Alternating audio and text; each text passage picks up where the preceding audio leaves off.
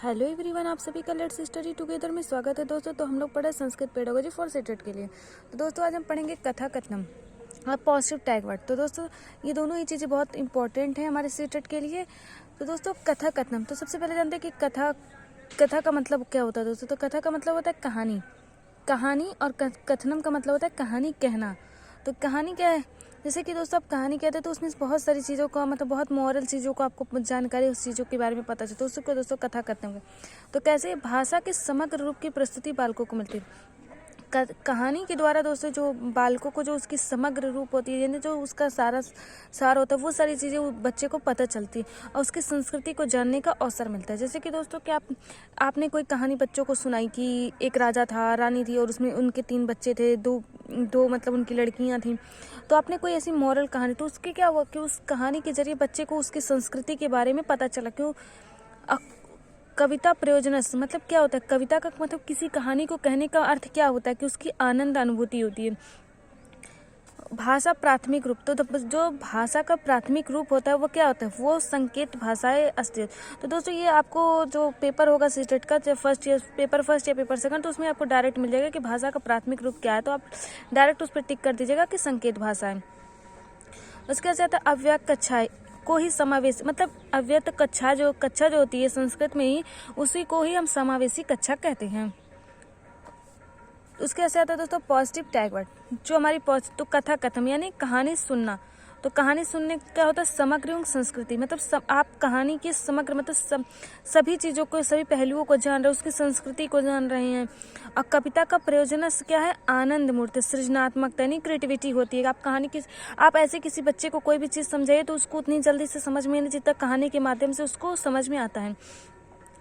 अब पठन के समय क्या आवश्यकता, उस पठन के समय आप क्या चीज़ें, तो उसका क्या होना चाहिए, अर्थ का बोध होना चाहिए आपको।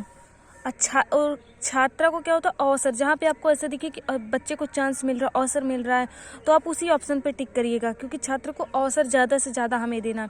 अब पाठ को क्या करना है, एक रुचि, इंटरेस्टिंग बनाना, ना कि बोरिंग बनाना। उत्कृष्ट लेखन यानी सुंदर लेखन, जो व्याकरण, छात्र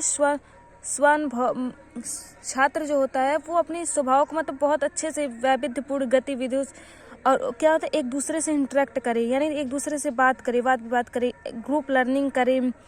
और उसके साथ मुद्रण समृद्ध होती है, प्रिंट समृद्ध, मतलब ऐसा हो कि मतलब जो उसका वातावरण, जो उसका परिवेश या जो उसकी छपाई वो भी क्या हो, एक मतलब उसकी जो एक मतलब एक अच्छे से हो। और क्या होता है मुक्त वातावरण, मतलब बच्चे को एक क्या होता है फ्री इन्वायरमेंट में, मतलब आप उसको चीज़ों को समझाएंगे या बताएंगे। सूक्ष्म पेशीय कौशलम लेखनम, गणनात्मक कौशलम श्रवणम और पठनम च, उत्पाद कौशलम अव्यक्तात्मक कौशलम संभाषणम लेखनम च। और उसके से भाषा प्राथमिक रूप संकेत भाषा, जो दोस्तों हमने पहले ही बताया कि भाषा का जो प्राथमिक रूप होता है वह संकेत भाषा होता है, और जो गणनात्मक कौशल होता है वो क्या होता है, श्रवण और पठन।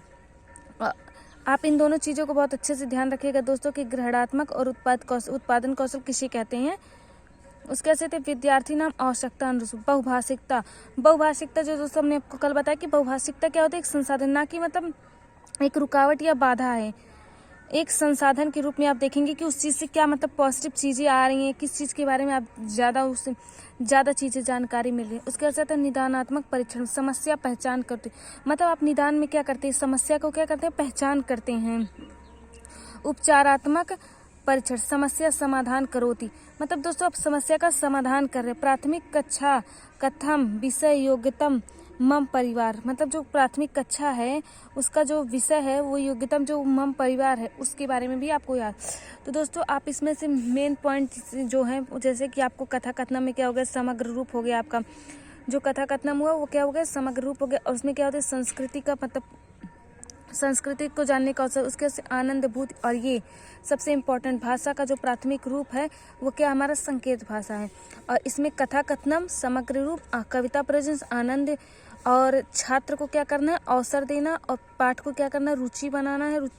और उसके बाद से आता है दोस्तों परस्पर संवाद कराते रहना, और मुक्त वातावरण, और ग्रहणात्मक उत्पादन कौशल। अब बहुभाषिकता, इन 6-7 पॉइंट को दोस्तों आप बहुत अच्छे से याद रखिएगा। Thank you for, I hope दोस्तों आप सभी को समझ में आया। Thank you for watching.